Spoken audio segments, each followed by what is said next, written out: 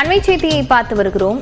கோவில்பட்டியில் காணாமல் போன சிறுவன் உயிரிழந்த விவகாரத்தில் அதிக அழுத்தம் காரணமாக மூச்சு திணறல் ஏற்பட்டு அச்சிறுவன் உயிரிழந்திருக்கலாம் என தகவல் வெளியாகியிருக்கிறது.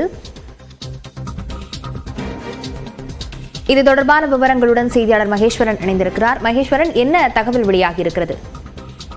ராவணியா, தூத்துக்குடி மாவட்டம் கோவில்பட்டி காந்திநகர் பகுதியைச் சேர்ந்த கார்த்திக் முருகன் வாலசன் தம்பதியின் இளைய மகன் கருப்பசாமிங்கிற சிறுவன் அந்த பகுதியில் நகராட்சி பள்ளி படித்து வருகிறார். இவர் நேற்று முன்தினம் வீட்டிலிருந்து காணாமல் போன நிலையில் நேற்று சடலமாக மீட்கப்பட்டார். அவருடைய உடல் தூத்துக்குடி அரசு மருத்துவக் கல்லூரி மருத்துவமனையில் உடற்காவு செய்யப்பட்டு நேற்று நல்லடக்கம் இரவு நடந்து சேர்ந்தது.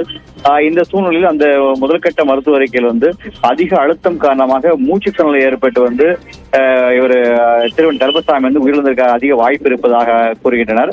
அது மட்டுமல்ல, அந்த வாய் மற்றும் உதற்பகுதியில் சில காயங்கள் இருக்கிறதுனால அவர் தன்னை தற்காத்துக் கொள்ள ஒரு முயற்சி செய்திருக்கலாம். அப்போது அதிக மூச்சு அழுத்தி மூச்சு திணறல் வச்சு கொல்லப்பட்டிருக்கலாம் அப்படிங்கிற ஒரு தகவல் முதற்கட்டமா வந்திருக்கு.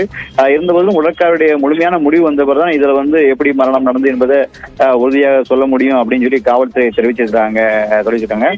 அது மட்டுமல்லாது இந்த சிறுவனிடம் மரணம் தொடர்பாக நேற்று 3 பேர் விசாரிச்சதில் இப்ப இன்று கூடுதலாக ஒரு பெண்ணையும் காவல்துறை விசாரிக்கின்றனர். மொத்தம் 4 பேர் ஒரு தனி ரகசிய இடத்துல வச்சு விசாரிச்சுட்டு வராங்க.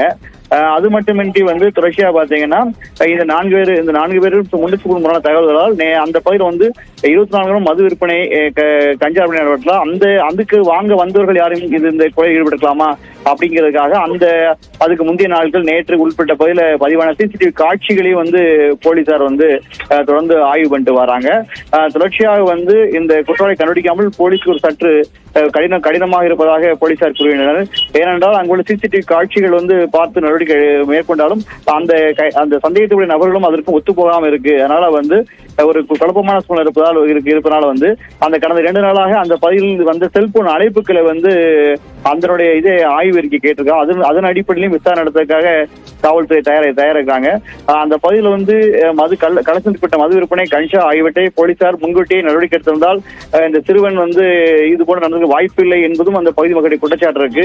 இது குறித்து நாங்கள் காவல்துறைக்கு ஏற்கனவே தெரிவித்திருந்தோம்னா காவல்துறையை அந்த விற்பனை செய்வதோடு எங்களை தெரிவித்து எங்களை மிரட்டக்கூடிய சூழ்நிலை இருந்தது. அதனால் காவல்துறை இனி வருங்காலாக தடுக்க வேண்டும், இந்த சிறுவனின் கொலை வழக்கில் உண்மையான குற்றவாளி கண்டுபிடிக்க வேண்டும் என்பது அந்த பகுதி மக்களின் கோரிக்கையாக இருக்கு. விவரங்களுக்கு நன்றி மகேஸ்வரன்.